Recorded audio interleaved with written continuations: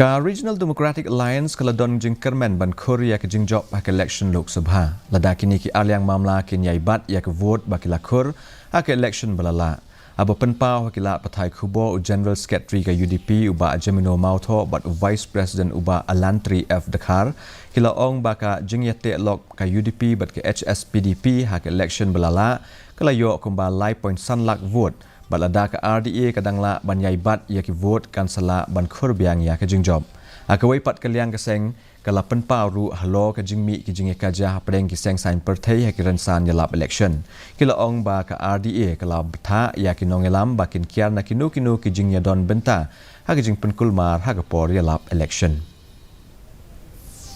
At the vote share that we got last time, 2,99,000, and with combining with HSPDP with 66,000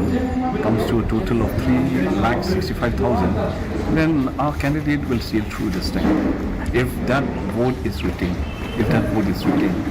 But we don't know. As of now, when we look at the campaigning that is happening everywhere,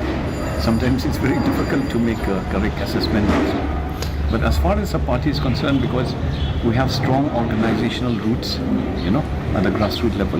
so we hope that those candidates will stay and remain with us. And if the vote share that we got last time in the last assembly election, 2,99,000 with HSPDP 66,000, I think our candidate will emerge victorious this time. Ka National People's Party kala kentu